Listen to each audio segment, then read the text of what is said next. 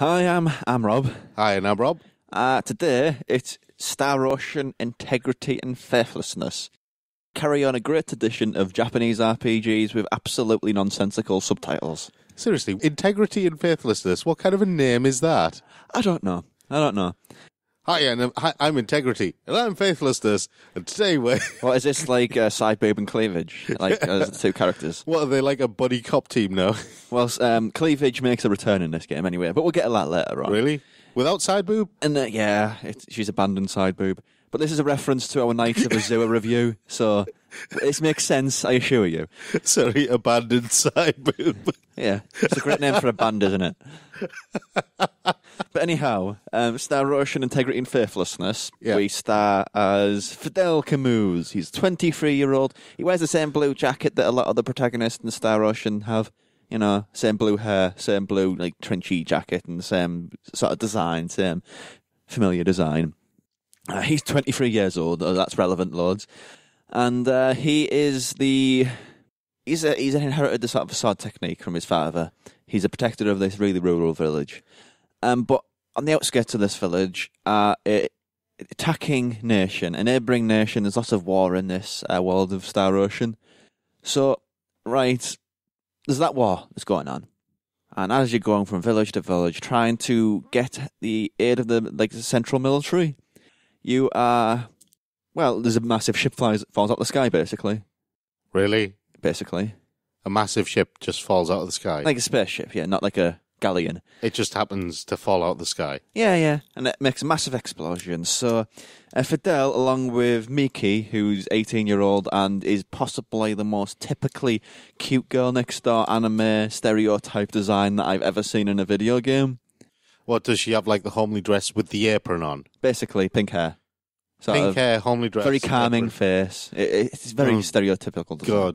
On that point, I just want to say this. It's not relevant to any of the reviews, but they've got, in RPGs now is a very common thing for banter as your party's walking along. That's a very Tales thing, where they have a little commentary going on. It was in the Disgaea recent one as well, which is, well, not so much as they were going on, but there's these little bits where you can go and have these little sort of contextual conversations. But in this, there's bits, and one of them, Miki is talking to Anne, who was a character you meet later, talking about how cute cats are, and she says, "Oh, cats are cute, yeah, but they're not as cute as you." It's like, yeah. Which one was Miki again? Miki's the female lead, I think you can call her. Is she the homely girl? Yeah, she's the homely girl. Okay, so homely girl and Felix is the... No, Fidel, sorry. You just mentioned Cat. That's why Castro. You just mentioned Cat, that's why I'm thinking Felix. Yeah, think Castro when you think Fidel. Okay. I might call him Fritz later on, but... Yeah. But anyhow, a massive ship falls out in the sky, and a little girl comes out called Riela. And she's been chased by two people, like sort of in futuristic garb, firing at you with their guns. With their guns. Yeah. So is Felix going to get out his sword and attack them while they have guns? You are not helping, right? So it's just, Star Ocean is supposed to be a science fiction. Well, this is the same as Till the End of Time. It's the mashing of worlds. It's you start off in a very rural world, and as the story develops and as it escalates, you come to be introduced to space travel and all that sort of thing. And the way it does that is through magic, basically. It's called Sithurgy. I think I've pronounced that right. And in trying to find what nature of Sithurgy Rayla has, because this sounds like nonsense. This is this guy all over again. No. It's just, when you say Sithurgy, in my brain, coming from like the Indian subcontinent, it sounds like Sitaji, which is like an old man who plays the sitar. Well, maybe that is the secret behind Star Ocean, Integrity and Faithlessness. But anyhow, you go to the centre city and away from all the little rural castle towns that you've been spending your time in so far. Yeah. And what you find yourself in is this massive futuristic megalopolis, and that's where the sort of the science fiction avenue comes in. Okay, because... and then it escalates. I'm not going to go into it, but it changes the world, and that's science overtakes the rural aspect and the local war, and it becomes much more grand and much more It's more science fantasy than science fiction. But even science fantasy, science fact, it's whatever. It doesn't matter. But right, that's the setup. Okay, so I've got to ask: the last good Star Ocean game I played was Till the End of Time. No, PlayStation 2 one. PlayStation 2 one. It was a cracking game. Yeah, had a great twist. One of the best in RPG that I remember. Yeah, and it was a lot more science fiction than science fantasy. Yeah, but the other Star Ocean games I've played, A New Hope and stuff like that, they were a lot more science fantasy than science fiction. Yeah, it seems like they're heading that way. So very rural setting, escalating outwards. Is this the typical kind of Star Wars farm boy suddenly becomes the big hero kind of thing? Yes, yeah. But I want to talk about the gameplay because it's an RPG, and the sad fact is this is what's got a lot of less than positive and less than glowing reviews. Really? Yeah, because you say you brought attention there till the end of time. Yeah. And I think what people have been picking on as a game which is not very good, Integrity and Faithlessness have been saying it's not very good. I actually think it is very good. I just think it was released 10 years too late. Because if this was on like PlayStation 2, along with Till the Edge of Time, it would have been heralded as a very, very good cutting-edge RPG. But the problem is, the Western RPG has, for a long time, it was kind of a dirty word, wasn't it? Yeah. And I don't know when it happened. It might have been with this, like Skyrim, that sort of... No, I think it was Morrowind when it started. Was it as early as that? Yeah, but it was like something kicked up a bit of dust in the Western RPG world, and that market has just gone on to capture incredible stuff of The Witcher, Mass Effect, all sorts of titles, all sorts of styles. It was around the original Xbox One era because you had titles like Fable, the original. Oh, Fable. No, yeah, but the point is, Western RPG has gone on to brave, beautiful things. Yeah. And the Japanese RPG has remained stagnant. Staying very feet planted in that very anachronistic PlayStation 2 era. Yeah, I see what you mean. Because it plays exactly like the old Star Ocean. You have the ability to run around, and you have like light attack and strong attack, X and circle. You hold either, and it becomes a more powerful attack, which consumes MP or magic or whatever term. It's so many terms for magic in games, it's hard to keep up. Yeah. They call it Siturgy here, which is just nonsense. So I'm still hearing old man who plays the sitar when you say that. Yeah. But that's the gameplay style. You have like a party of 3. You can go to you can alternate between characters, so you press left and right, and you can take dominance. Because sometimes, because you can have, it's not so much like the gambits, but you can give like characters styles. So you want Miki, who's like a liturgist. Yeah. Enough you. And she can focus on magic and healing, but sometimes you face like a very difficult boss and you think, I can't do this, so you have to focus on letting the other sort of automatic characters go about attacking, and you use Miki to stand back and heal and make sure that you actually survive. So there's a degree of strategy into it and using the different characters. Okay. How smooth are the transitions between characters then? It can be, when it's hectic, it's incredibly confusing, but more often than not, it's very simple. Okay. Very simple. So is it as simple as, say, when you were tagging in Tekken Tag or something like that? I have no idea what that means. I know what Tekken Tag is, but I've never played one. Have you not played Tekken Tag? No, I don't really want to. Well, you basically just, I think it was just you press a button and you immediately swap players. Oh, right, yeah. Yeah, it's like that. Right. Left or right. Yeah, okay. So if it's that simple, then that's can be an advantage. But I can see what you mean if the screen's crowded with a lot of things. Then another way where it falls down in regards to the Western stuff is the things you can equip.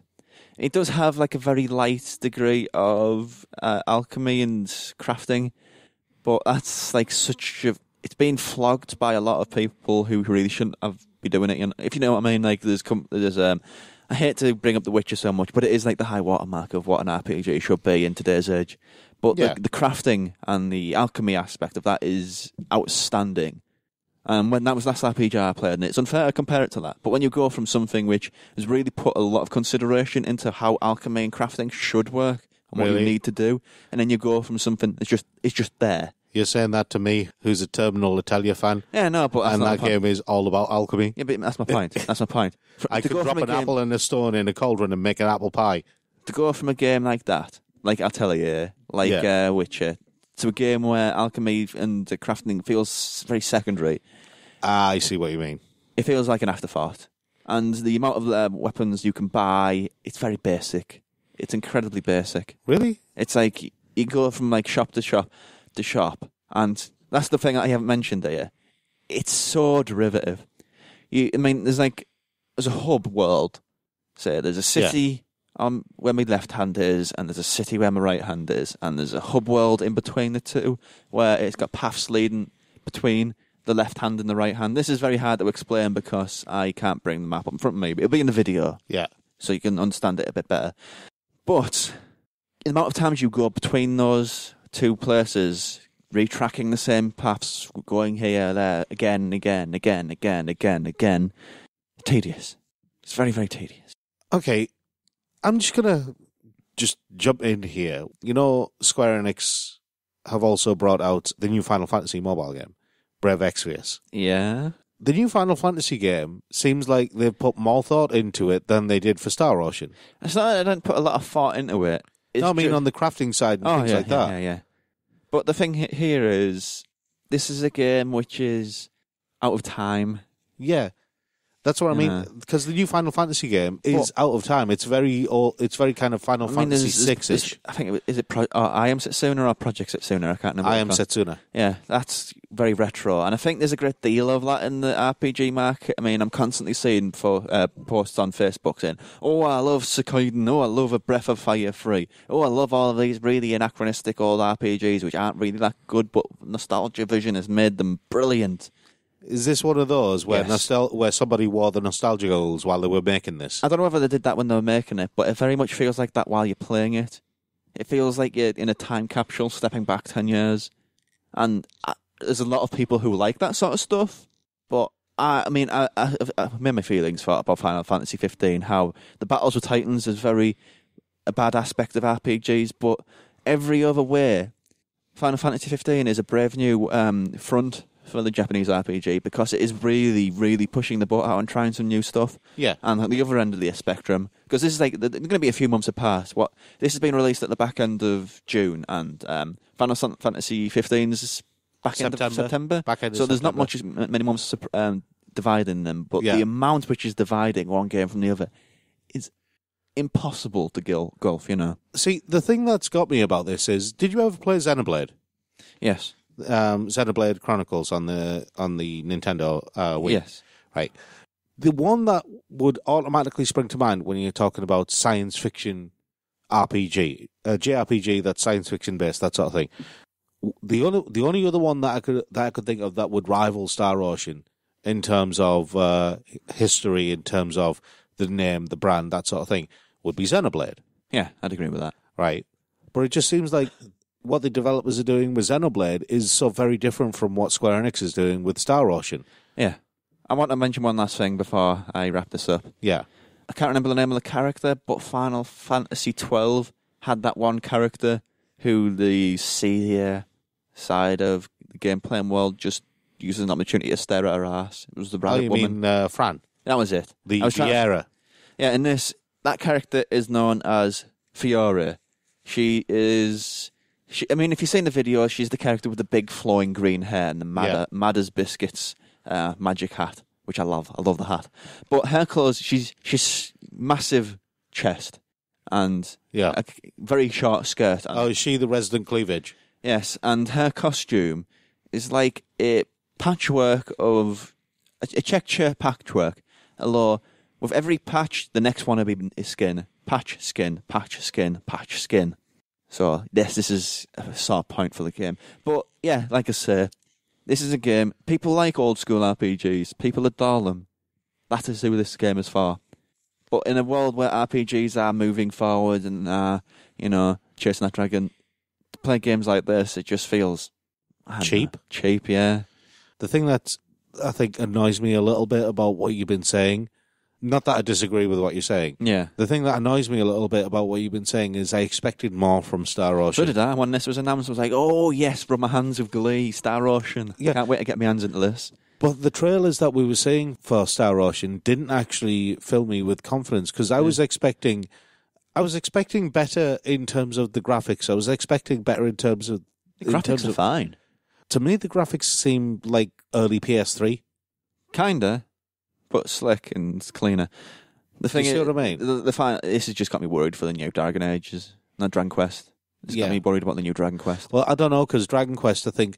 See, if you're talking about in terms of properties, in terms of the importance of them, Dragon Quest is up there with Final Fantasy. Yeah, Dragon Quest Probably and Final higher. Fantasy. Possibly higher, you're right, because Dragon Quest has a massive following over in Japan. And it's not true, it's a myth that the companies take a day off when the new Dragon Quest is released. That's fantasy, that's a myth. Yeah. But Star Ocean just seems to be a kind of second-tier property for Square Enix. And to be honest, with the popularity of things like Xenoblade and, hell, even Mass Effect, right? And even this guy is pushing forward at a much stronger rate than this has. But that's what I'm saying. Final Fantasy 15 is going to be a huge game. I love this guy, by the way. It's designed to be anachronistic. Yeah.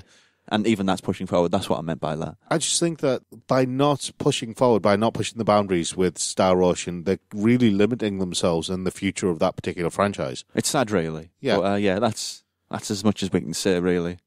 It's pity, but that's the world we live in. Okay. You just got to roll with it. Let's see what the future of RPGs has to go. Let's see what happens with Final Fantasy 15. Let's see what happens with Kingdom Hearts 3, Persona 5, Mass Effect Andromeda. To be honest, the new Cyberpunk 2077. Let's just see what the future holds. To be honest, I mean, it sounds like Star Ocean Integrity and Faithlessness would have been better as something like Brave Exvius. Would have been better as a Vita title, but... Well, no, as an iOS title or an Android title. That's what Final Fantasy Brave Exvius is, and you know what? It's a lot of fun. I'd say Vita more than anything. But anyway, that's it. That's Star Ocean Integrity and Faithlessness.